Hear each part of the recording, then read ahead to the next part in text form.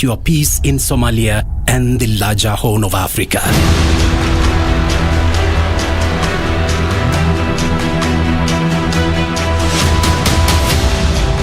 You're in warriors, India. Yes, sir. And you really shown it because you're warriors. I know your work. I know how much you've done in these operations. I know the commitment. I know the dedication. And I urge you to continue in the manner that we are doing our job.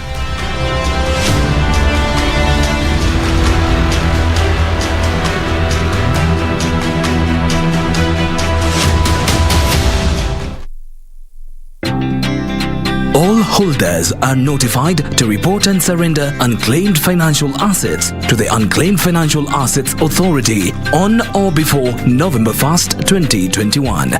It is now easier to report and surrender. Visit www.holders.ufaa.go.ke and get started.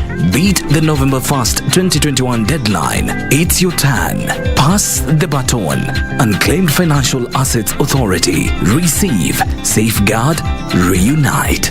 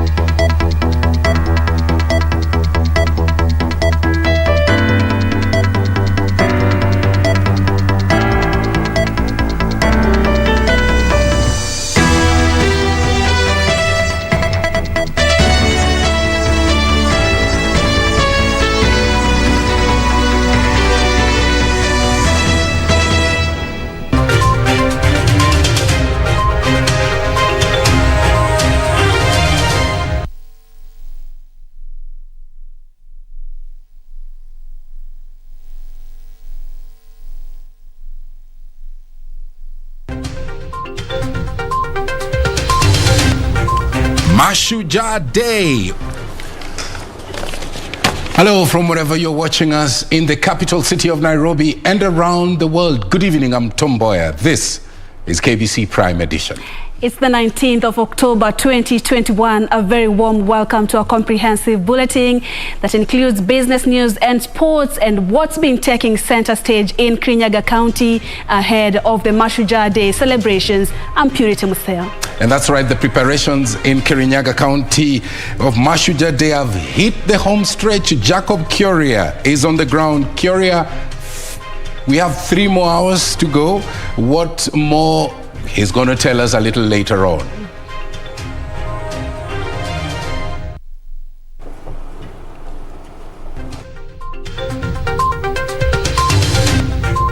Mashujaa Day. All roads lead to Kirinyaga County with multiple names.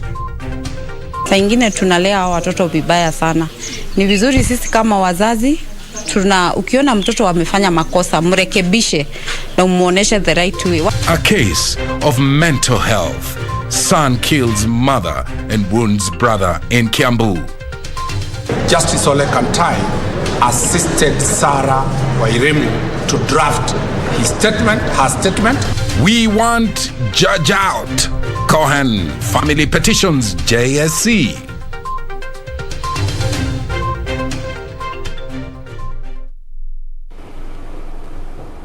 Well, thank you once again for joining us. As we mentioned, Mashujaa Day is on the home stretch and we have a dedicated team that is on the ground, and we will take you straight to County 020 where Jacob Kuria is on standby.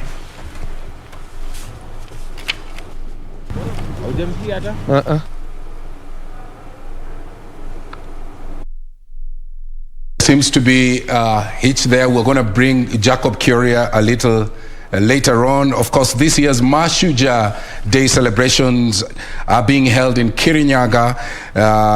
Wednesday, we have been given Nguruba town is now a breath of fresh air. This is usually a very dusty, sleepy town, but we understand that it's now very, very clean.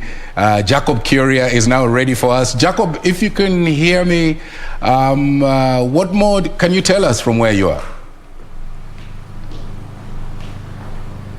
Thank you very much, Mboya, back at Broadcasting House. Indeed, we come to you live from Uhuru International Stadium. Again, tomorrow is the D-Day as the country marks the 12th Mashujaa Day celebrations that will have President Uhuru Kenyatta leading the nation in celebrating our heroes, independence heroes and post-independence heroes.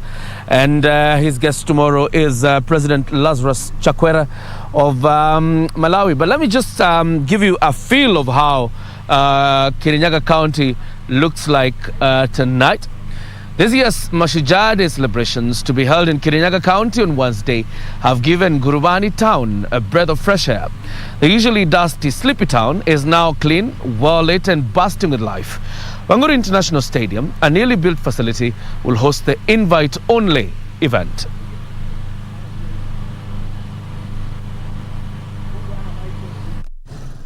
A quick look through Gurubani town already gives the first-time visitor the impression of a major facelift being undertaken. From newly built roads to the construction of a 10,000 capacity stadium to the queue being made by hotel owners providing food and accommodation services, the Mashujaa Day national celebrations set for Wednesday, October 20th have reawakened the town. Na nashukuru venye rais alichukua jukumu la kutujengia stadium. Tumepata kazi for distance bid, nimefanya mechanical engineering, nilipata kazi kwa stadium nikajenga. Kwa sasa tumeona biashara zitainuka, and so tumeshukuru Uhuru Kenyatta na tutamuuliza as we continue na hadi akiacha serikali atumpae as the youth. Rimshot na nashukuru kwa hii Mashujaa imekuja huku, at least tumeletewa uwanja, at least tumeanza kufeel manufaa ya devolution. Uhuru International Stadium will host 3,000 invited guests to witness the historic celebrations, the last under President Uhuru Kenyatta's regime. Interior Principal Secretary Karanja Kibicho, who has been spearheading preparations, exuding confidence of a memorable event. Every preparation is in place. You have gone around this town. The roads that the national government was meant to rehabilitate have been rehabilitated. The stadium, you can see it, it's tip-top, state-of-the-art stadium. You have seen the infrastructure around it. Things that are supposed to be in a stadium are in place. And I think as a celebrations committee, we are satisfied that tomorrow we'll be able to have a very, very, very colorful Mashujaa Day. There will be strict protocols as guests have been divided into free zones, namely green, blue and red. They will use designated gates to access the stadium and will park their vehicles in designated places within Gurubani. The people who are holders of green stickers, that category, some of them will be driving their own vehicles. Most of them will also be using communal transport like buses. We expect those people to have arrived and parked at the National Irrigation Board parking grounds by 7:30. Kibicho has called on members of the public not invited to watch it at home to adhere to the Ministry of Health guidelines on prevention of COVID-19. All guests are expected to be seated by 7:30 a.m. President Uhuru Kenyatta's guest tomorrow is Malawian President Lazarus Chakwera. Now, Kirinyaga County is an agriculturally endowed land. Even though most of us know about rice farming in the region, horticulture is also blossoming in the county and farmers are reaping big. Tonight on Focus on Kirinyaga, we feature a young farmer who is reaping big thanks to tomato farming.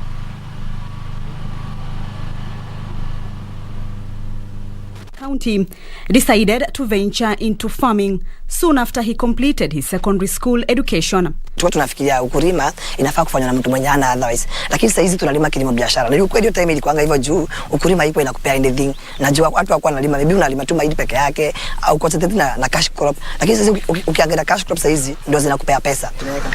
The fact that he didn't have a farm of his own did not deter him. He began by renting a small piece of land to practice horticulture. Soon, he realized that tomato farming is lucrative and has not looked back since then. Nimefanya kazi ya boda boda, nimeajiriwa kwa mtu nilikuwa nalipa 12,000 per month, lakini hiyo pesa haikunitosha. So Kenyakeza fanya niwaambie kulima ni mzuri, juu ukianzia si lazima uanzie na eka mbili ama eka moja, anzia na kuota. But be sure hata ukianza na hiyo kuota, utapata kuota inataka kama 70,000 to 100. But itakuwa na return. The youthful farmer, however, points out that the good returns are a result of best agricultural practices on his farms. Market Kenya hata ijaitosha. Juu hata ukamake kuna tunanyanya kila siku, bishwa itakuwa inabaiwa. Ile kitu naambianga mtu kifika ni market, make sure uko na quality. Just the more the quality, the more the price. He says his farming activities have also contributed to creating job opportunities for other people. Mimi kama mkulima wa kibebe najivunia ukulima juu kwa saizi, na yasema ukulima imenisaidia kuondoa poverty kwa area yetu, juu kama saizi kwa kila siku unapata niko na watu 4 ama watu 10 wenye nimewapea kazi, so bado tuna create job opportunity tukikubali kulima. With scarcity of jobs in the country, it is indeed encouraging to see young people step up to explore opportunities in the agriculture sector, which holds massive potential in not just food security but wealth creation as well. Ukulima ndio uti wa mgongo ya Kenya.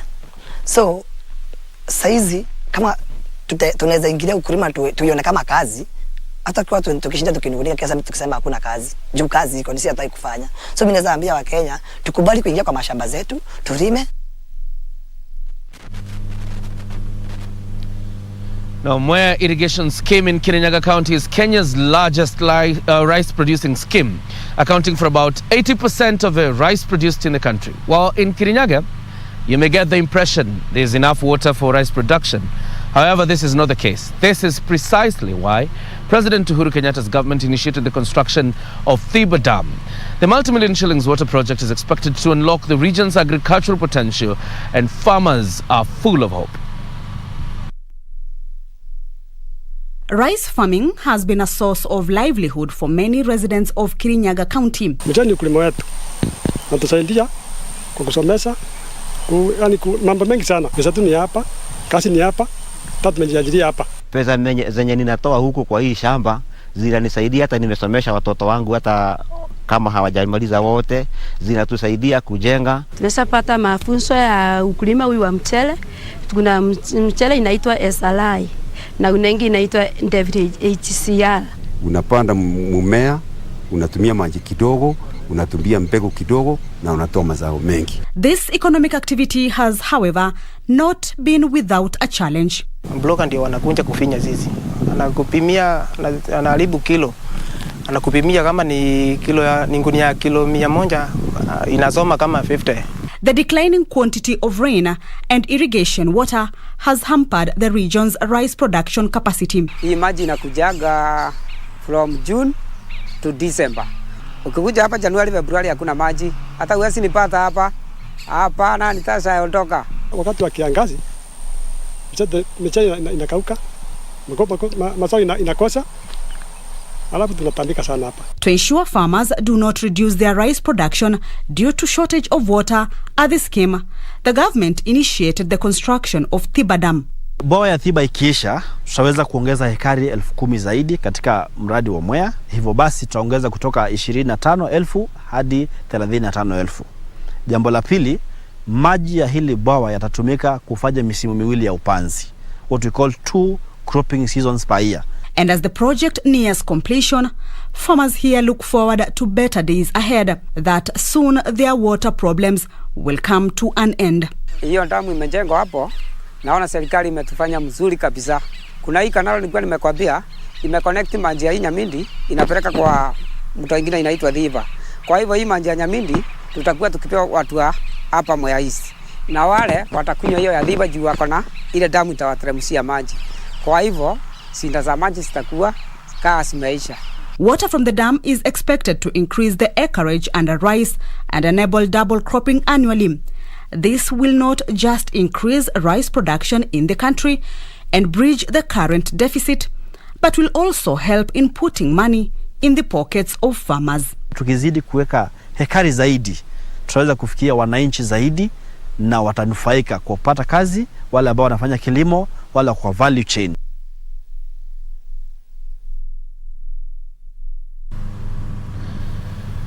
All right, Kirinyaga County is an interesting county. County number 20 among the 47 counties neighboring Embu, Murang'a, Machakos, as well as Nyeri counties, the host of this year's Madaraka Day celebrations. But obviously there are facts you would want to know about the county of Kirinyaga. Now here is Kirinyaga County's profile.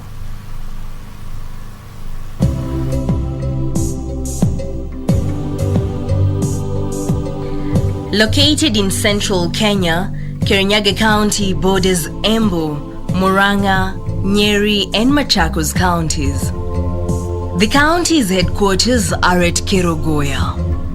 Kirinyaga County has a population of 610,411 according to 2019 Kenya Population and Housing Census. Kirinyaga has 6 sub-counties: Kirinyaga Central, Kirinyaga East, Kirinyaga West, Mboya East, Mboya West, and Mount Kenya Forest, covering the county's 1,478.3 square kilometers.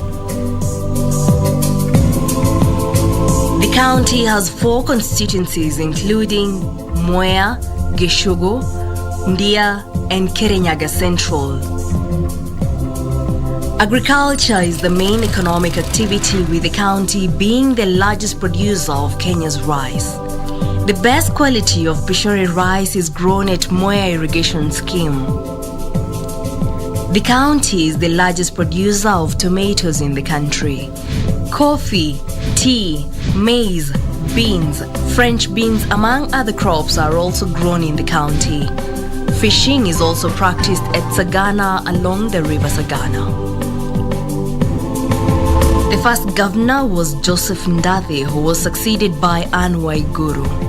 Kirinyaga County has 349,836 registered voters according to IEBC 2017 records.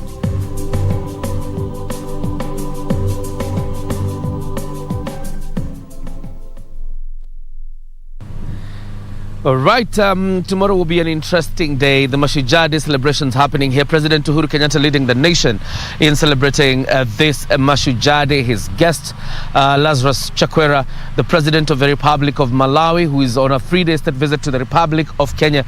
Behind me, you can see the dais, the VIP dais, and that dais will have President Uhuru Kenyatta, Deputy President William Ruto, hopefully, or almost guaranteed, the former Prime Minister and ODM leader Raila Odinga, and other national leaders, including the Speakers of the National Assembly, Justin Muturi, and the Speaker of the Senate, Ken Lusaka, Chief Justice Martha Koome, and other VIP guests, including, cabinet ministers and invited guests. But then you can see to the left and right of the main tent, or the VIP dais, you shall have Shujaas.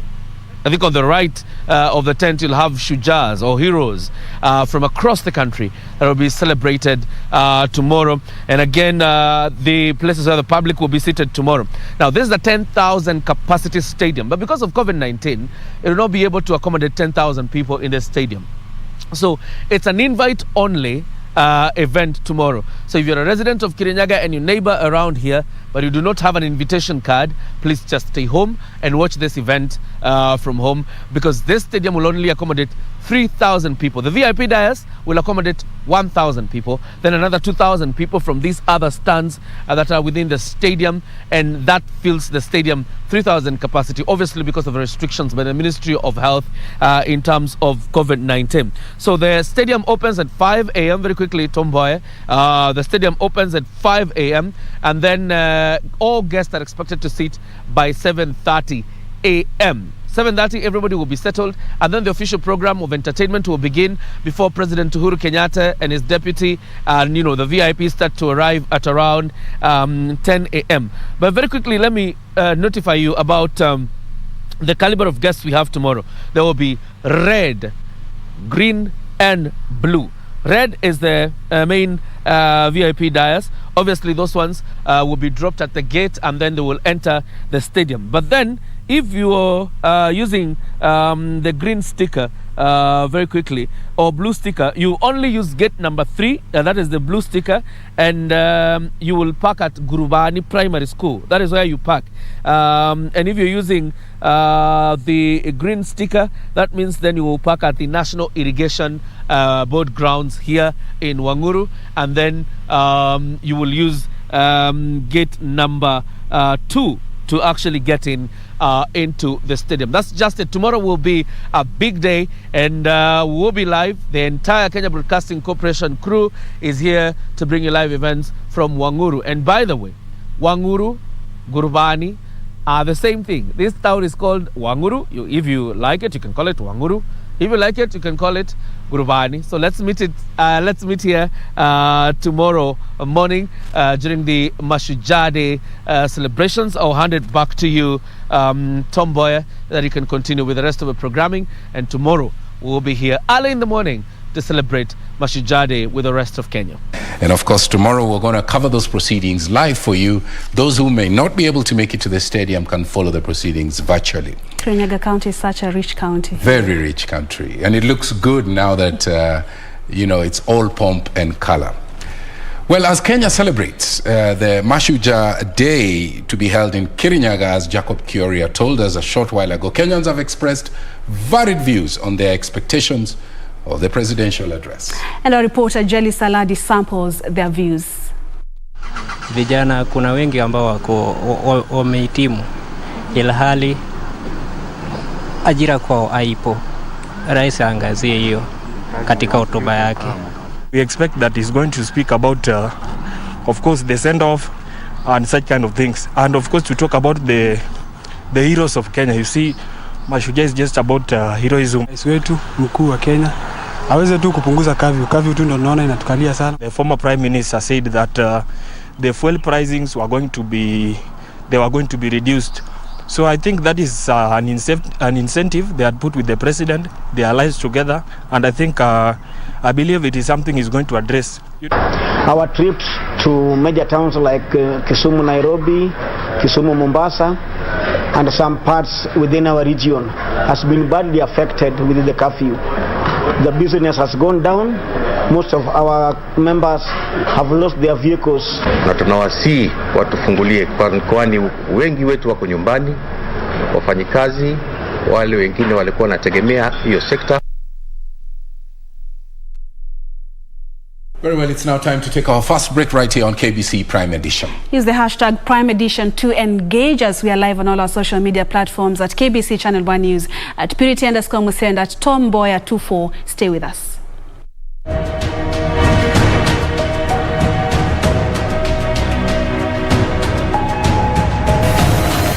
In October 1956, the most wanted Mau Mau fighter of all, Dedan Kimathi, was captured, then tried and executed. The war against the gangs was all but over. Officially, more than 11,000 Mau Mau had been killed. Those left in the forest posed no real threat.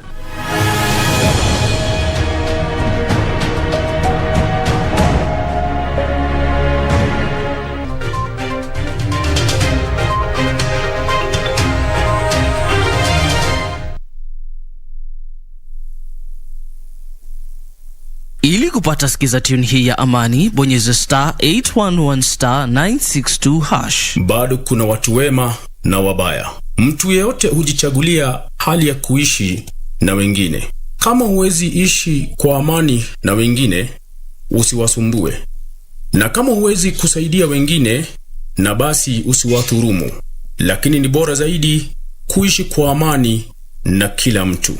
Ni bora zaidi kutafuta amani. Ili kupata sikiza tune hiyo ya amani, bonyeza *811*962#. *811*962#.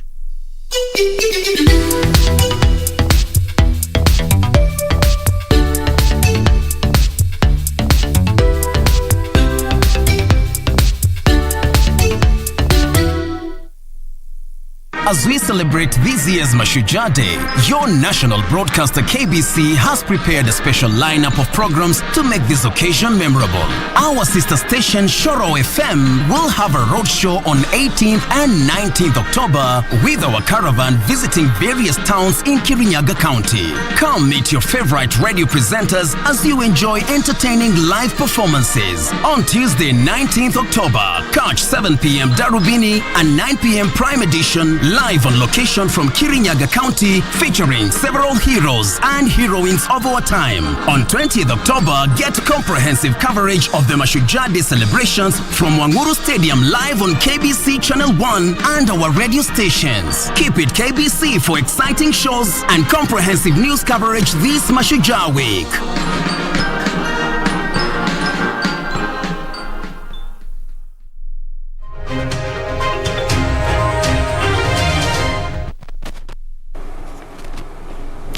Welcome back. Thank you so much for staying with us. Now to journalist Lee Njiru was a household name for 25 years. Njiru, now aged 72, remains the longest serving head of the Presidential Press Service, having served 2 presidents, Jomo Kenyatta and Daniel Arap Moi. When our reporter Kamche Menza visited Njiru at his Nakuru home, he told her that life at State House was not that rosy after all. Take a look.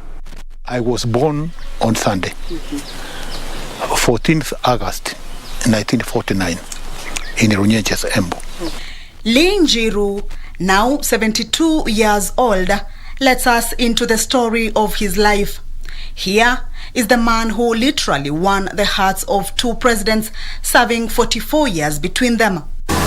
We met him at his farm in Ngata, Rongai, Nakuru County. He tells us about his journey that began at the time when the Ethiopian Emperor Haile Selassie died around 1975. Mzee Jomo Kenyatta telephoned the then director of information, Eddie Madimato. So he told Matu, please give me a young man who is a good writer to replace Francis. So Eddie Madimato got me from Kakamega. So I reported in Nakuru. That's where Mzee Jomo Kenyatta was. That was 77. And that is how the journey began. After the passing on of Mzee Jomo Kenyatta, Njiru will be picked by his successor, President Daniel Arap Moi, to join his press service. It is at this point that he won Moi's trust, serving him for years. Moi was under pressure from the change the constitution group. There was a clique which did not want Moi to ascend to the presidency after the death of Mzee Jomo Kenyatta. Moi knew there was a new person working for Jomo Kenyatta who he could work with. So he sent for me. Early in the morning, a car was sent by Mzee Moi. I went to Kabarak. He told me, Mr. Njiru, I have been watching you. The way you are working for Mzee Jomo Kenyatta, I'm happy for you. And I want you to help me. I was 28 years old. So I was surprised. How can I help a vice president? He says his work was to ensure all the press statements he wrote regarding President Kenyatta's visit to Rift Valley painted Moi in positive light as one who was rallying Rift Valley leaders to support the president and his government. He told me, whenever Mzee Jomo Kenyatta, when you announce that he is coming to Nakuru,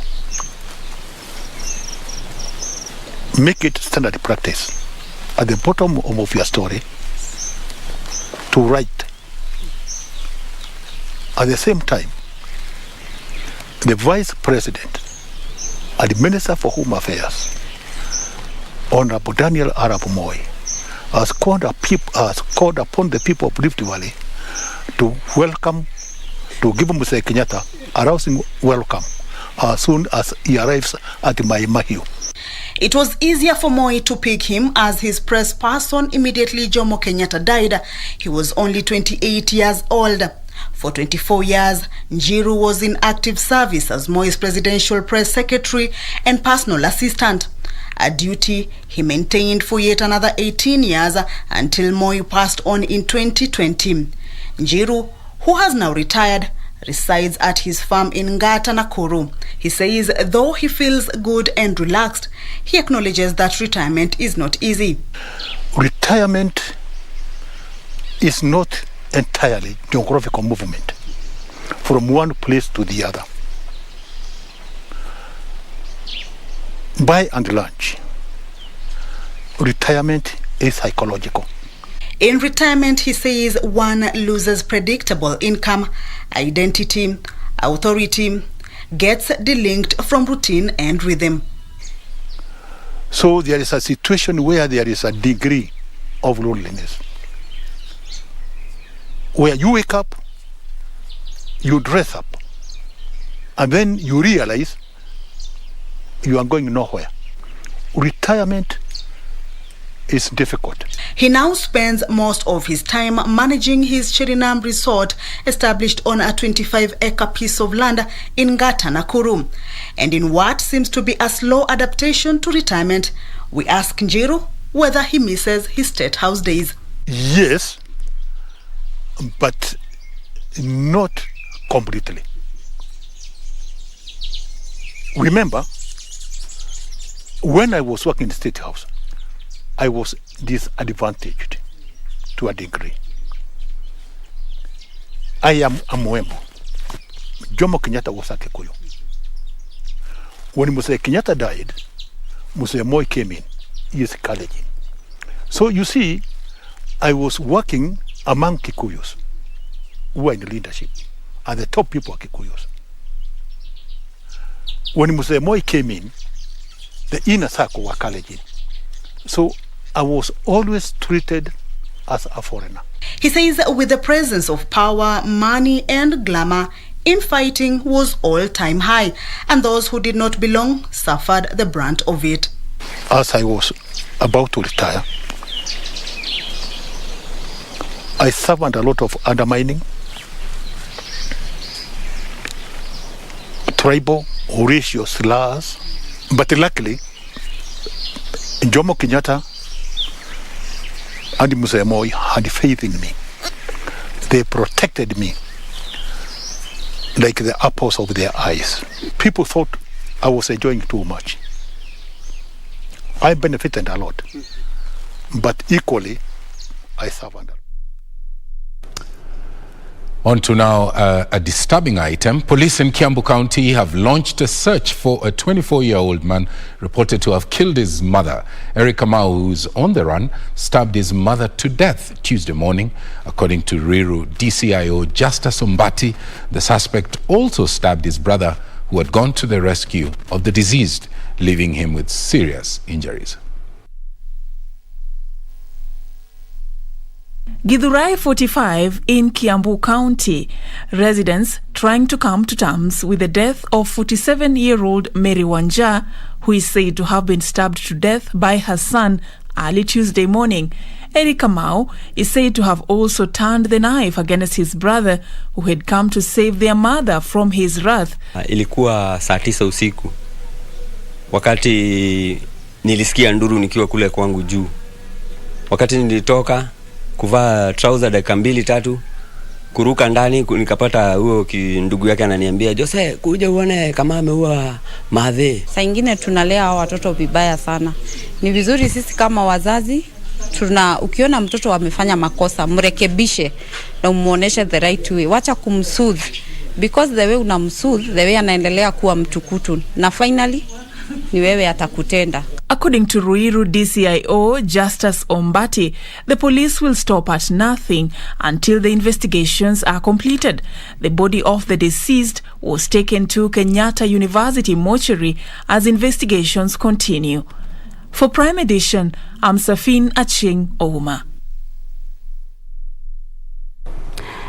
To politics now, Deputy President William Ruto has urged Kenyans to elect leaders keen on representing interest of the common man. Ruto, who spoke in Lamu as he wrapped up his coastal tour, urged residents to support his 2022 bottom-up economic model, saying it holds the key to the economic empowerment of majority of Kenyans. In a spirited campaign to woo an electorate perceived it inclined towards ODM leader Raila Odinga, the DP traversed the island holding meetings in Peketoni, Kizingitini and Mkungini, pledging to empower the youth economically. Sera yetu ni ya bottom up. Tunaanza na wale walio chini, tuwapandishe ngazi ya uchumi ili tuweke Kenya mahali ambapo panapatikana usawa, tuondoe ubaguzi na tuhakikishe ya kwamba hakuna Wakenya wengine wanawachwa nyuma. Na wauliza watu wa hapa Kizingitini, tutakubaliana twende barabara hiyo pamoja? Tunakubaliana? Na vile tulifanya yale mengine yote tumefanya, hii hata na hii tunawaambia leo tuko na mpango ya kuitimiza, ndio tuweze kufukuza umaskini mashinani. From politics onto the corridors of justice, the family of slain businessman Tob Cohen has petitioned the Judicial Service Commission to order the immediate removal of Justice Sankale Ole Kantai as judge.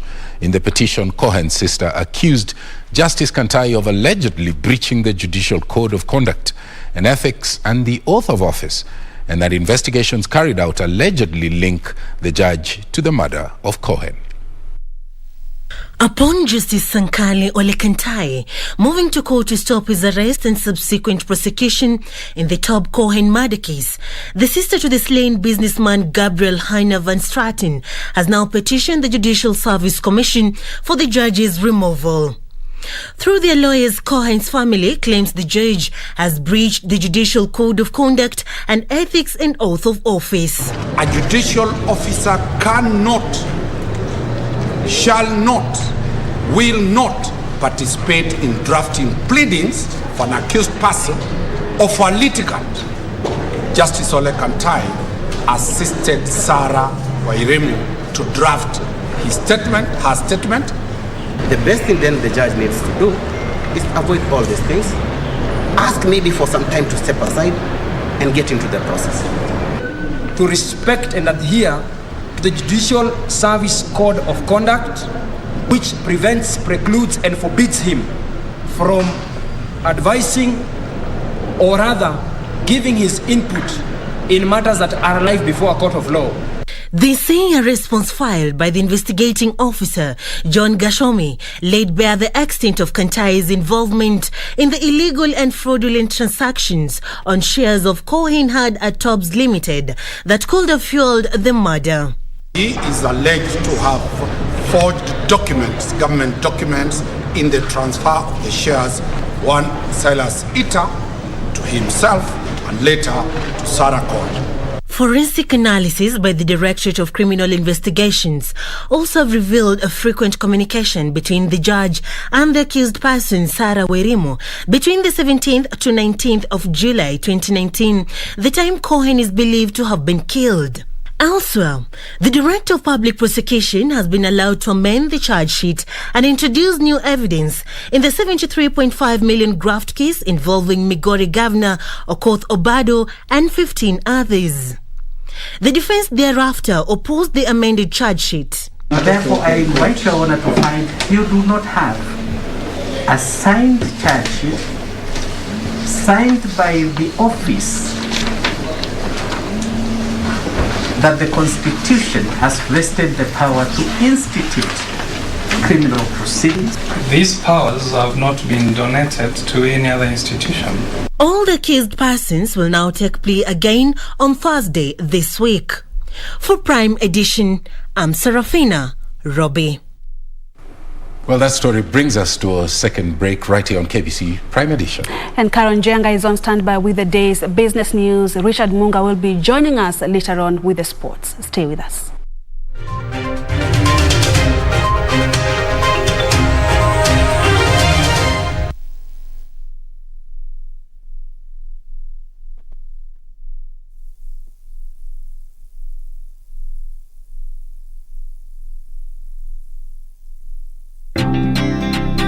holders are notified to report and surrender unclaimed financial assets to the Unclaimed Financial Assets Authority on or before November 1st, 2021. It is now easier to report and surrender. Visit www.holders.ufaa.go.ke and get started. Beat the November 1st, 2021 deadline. It's your turn. Pass the baton. Unclaimed Financial Assets Authority. Receive, safeguard, reunite. 14th October 2011 will always be remembered as a Rubicon crossing moment for the Kenyan Defence Forces. Kenya's intervention was a commitment by the Kenya Defence Forces to protect and defend Kenya's territorial integrity, to secure sovereignty, national interest, as well as secure peace in Somalia and the larger Horn of Africa.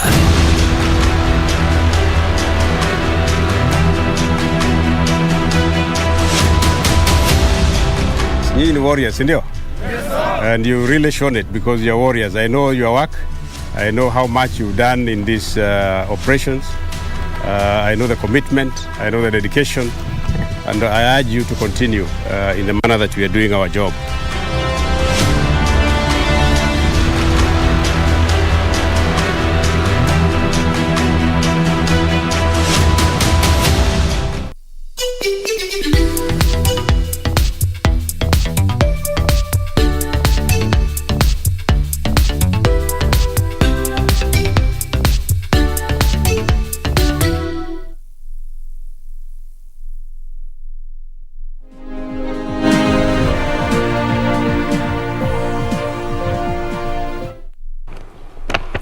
Welcome back. Now we take a look at the latest in the world of business. Now Kenya risks being listed on the global financial blacklist if it does not iron out its money laundering policy and regulatory deficiencies.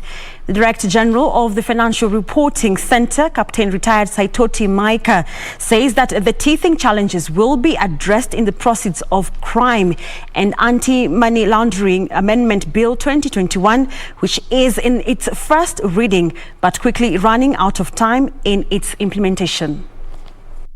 10 evaluation, Kenya's legal profession was identified as a vulnerability in aiding violators of financial laws. To seal this loophole, the Proceedings of Crime and Anti-Money Laundering Amendment Bill 2021 proposes suspending the right to privacy under Article 31 of the Constitution for people suspected to have violated laws relating to financial flows. However, it has been a tough undertaking. Not all instances are such that lawyers are willingly being involved in this. Some of them, by the very nature of what they do, are abused by criminals. So again, this bill will take into account the fact that it will address the possible abuses by criminals. The amendments, which were proposed by National Assembly Majority Leader Amos Kimunya, seeks to give more powers to investigating authorities like FRC to take action on individuals suspected of money laundering. The law further gives FRC powers to stop transactions reported to authorities. It will go a long way to address a couple of issues. One, we strongly believe that it will enhance the identification of proceeds of crime. And secondly, it will also address the issue of the deficiency in respect of vulnerabilities that exist. FRC now says it has embarked on stakeholder engagements and data analytics to flank the sophisticated habits of criminals who have now majorly embraced technology for their illicit trade as it awaits for legislation to take root. If I look at a partner like the media shapes public opinion. It informs the public. So we can't live in isolation of the fact that we need the media. We must partner with the media. Leveraging on data analytics, basically to address the issue of vulnerabilities related to the challenges. Because when you're looking at money moving digitally, it means that it can cross to any border in a flash of a second. And it's only technology that can detect that. So as FRC, we definitely have to leverage on technology to do. If the Proceedings of Crime and Anti-Money Laundering Amendment Bill 2021 is approved, the amendments will compose of the most important changes to the Proceedings of Crime and Anti-Money Laundering Act 2009. Now to farming, cotton farmers in Taita Taveta County are enjoying a bumper harvest of the new BT and hybrid cotton seeds. Various farmers in the semi-arid county say they have doubled their production since the hybrid cotton seeds were introduced in the market. Last year, Kenya approved the use of biotech cotton seeds after nearly 2 decades of intense lobbying and research. The government says proper implementation of BT cotton farming is expected to increase revenue from 3.5 billion shillings in 2019 to 200 billion shillings by the year 2030. The cotton subsector is also expected to help create 500,000 cotton-related jobs and 100,000 from the apparel sector by 2025. BT cotton is a genetically enhanced seed through the incorporation of a gene derived from soil-occurring bacteria to protect itself against African bollworm, which is the most damaging pest to the crop. Following the distribution of BT cotton seeds last year, farmers in various parts of the country have started to enjoy improved production. Na tunahimiza wakulima wapande kwa wingi kwa sababu cotton hii sisi wenyewe ndio tutainunua. Na tuna uhakika kwamba hii itatusaidia katika viwanda vyetu vya Kenya badala ya kuimport. Buy Kenya, build Kenya. In Taita Taveta County, most farmers say they have doubled their production in the last year. Tulikuwa tumeanza kitambo, tukaanza na zile mbegu za zamani, lakini hizo mbegu zilikusumbua mpaka mwisho zikawa hazioti. Tunazipanda lakini hazimei na tukawa tunapata shida. Lakini kutoka mwaka jana ndio hii experiment ikaanza ya kuleta BT cotton. Cotton farmers in the county say increased cotton production is expected to spur activity in the manufacturing sector through the provision of raw material ginners, spinners, textile mills, and apparel manufacturers. The chair lady of Pambani Mali Cotton Cooperative Society, Chausiku Ramadhani, urged the government to help cotton farmers access more markets for their products to improve their returns. Commercialization of cotton farming is expected to raise domestic demand to 260,000 bales from the current 140,000 bales. Tukiendelea hivi, hakuna mtu ambaye atakuwa analilia njaa. Kama vile leo tumeuza pamba, tuna imani ya kwamba hata kwa yule ambaye hana chakula ndani ya nyumba ataenda kununua mahindi, ataenda kununua kile ambacho anachokitaka. Now to some good news for aloe vera farmers, and aloe vera farming in Baringo County has received a major boost following the construction of a multi-million processing factory. Baringo Governor Stanley Kiptis says the factory will help create job opportunities for more than 1,000 people directly. Let's take a look. The multi-million shilling factory, which was launched at Koriema, Baringo South, will see hundreds of farmers benefiting from the practice. Some of the teething challenges that have been facing us, including, among many, the poverty status in our region, and also the challenges that a number of our youth, closer to 71%, are not employed. The factory, which had initially closed due to mismanagement, will soon be up and running, offering relief to the region's surplus aloe output. Baringo South MP Charles Kamuren urged farmers to take advantage of the factory by going into aloe vera farming. He further states the factory will be able to employ 1,000 youth from the region. Vijana wetu watapata kazi, na ametueleza kwamba wataweza kuandika kazi vijana 1,000. Na hiyo ni kiwango ambayo tunahitaji sana. Aloe vera thrives in the mostly semi-arid area and requires little maintenance effort, which the various stakeholders hope would transform the vast unused land in the county. Zion Tech Company Director William Zhu said the company will expand further in the region by building other factories in 5 sub-counties to take advantage of the continued embrace of aloe vera farming. Our company, Zion Biotech Corporation, to invest significant resource to develop this aloe processing factory in Baringo County.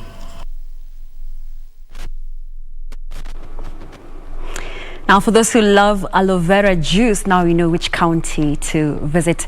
That is how we wrap up business news for tonight. But before I go, here is the foreign exchange rate and also how the shares have been trading at the NSE market. Have a good night. My name is Carol Jenga.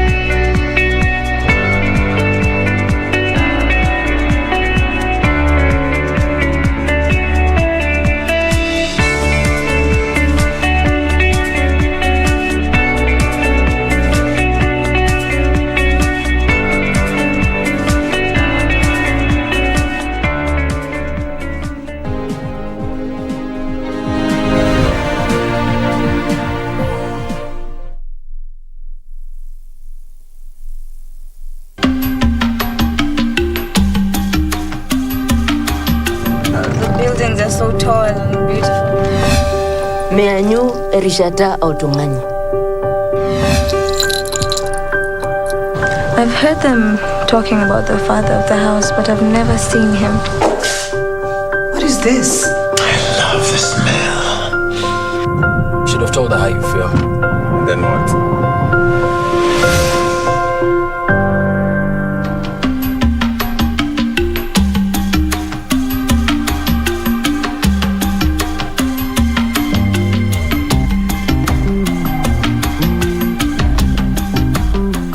It has never been rosy for me.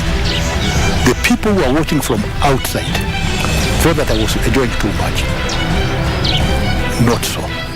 I benefited a lot, but equally, I suffered a lot. How is it like working for the president almost around the clock? Join me, Kamche Menza, this Tuesday and Wednesday as I engage Lin Jiru, who worked for the founding father, President Jomo Kenyatta, and later President Moi.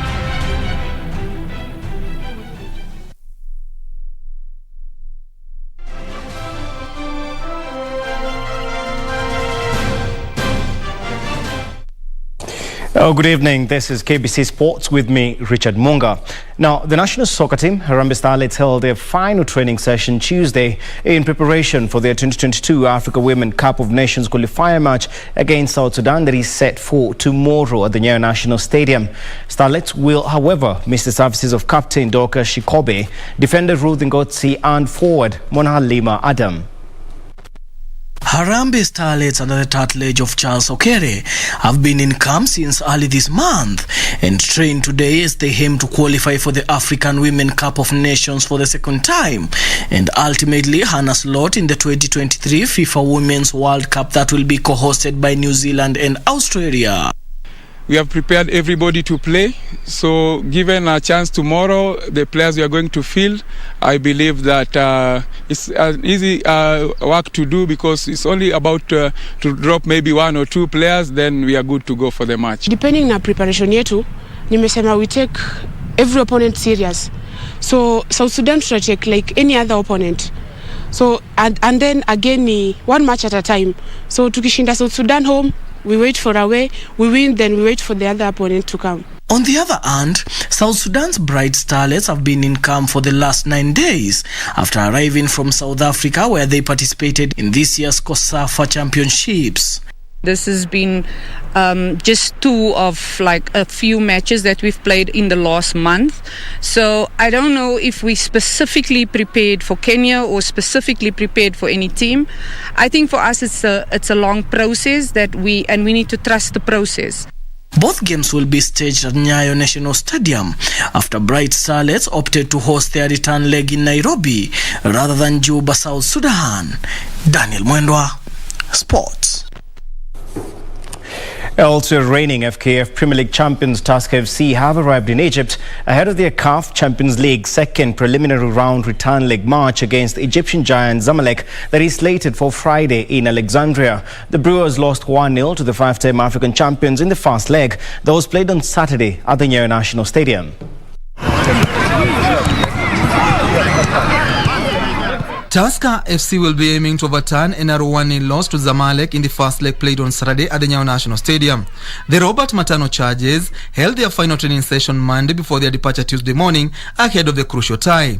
Kenyan international Eugene Asike is optimistic the Brewers will put up a good fight in Alexandria. We had our mistakes in the game, but also we had our positives, and I believe at this time when you're going to face Zamalek in Cairo, we need to focus as well on the positive side. There are things we did well, there are things we didn't do well as a team, and we acknowledge that, and that's what we have been trying to work on. Kwa tuliconcede na kwenda wrong ni kwa tu kufunga.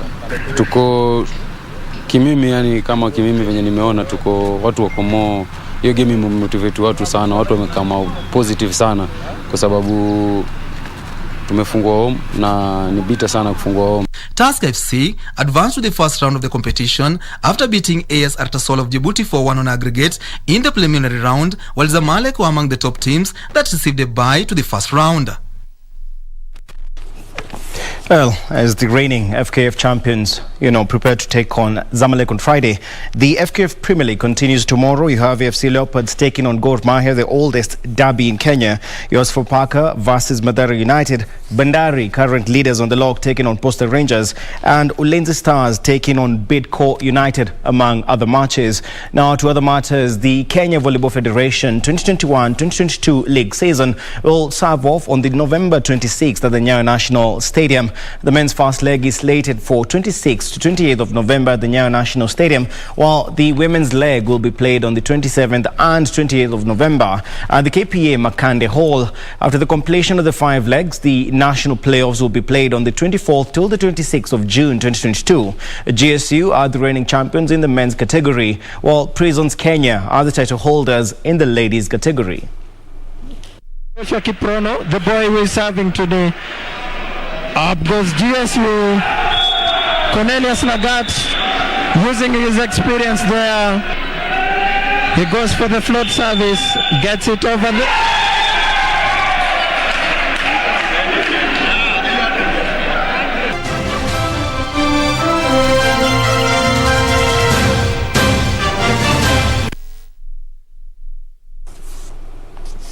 Well, that's all the time we had for sports tonight, but just a reminder, the Champions League continues tonight, where in the early kick-off matches, Manchester City beat Club Brugge 5-1, while Sporting Lisbon beat Besiktas 4-1. A match is set to start at 10 p.m. We have Shakhtar Donetsk taking on Real Madrid, PSG versus Leipzig, Atletico Madrid hosting Liverpool in Madrid, Ajax versus Dortmund, Porto versus Inter Milan, versus AC Milan while Inter Milan will be hosting Sheriff, that is at the San Siro Stadium. Well, that does it for sports tonight. I'm Richard Munga. Do enjoy the rest of your viewing, but don't go too far. Museoi and Mboya joining you shortly on the other side of the studio. Good night. Thank you so much, Richard Munga, for the sports update. Remember, tomorrow is Mashujaa Day, and the live event will be broadcast live right here at KBC. So keep watching KBC. My name is Purity Museoi. Susan Fuku has been our sign language interpreter tonight. Do enjoy the rest of your viewing, and good night. And I'm Mboya. Good night and God bless you.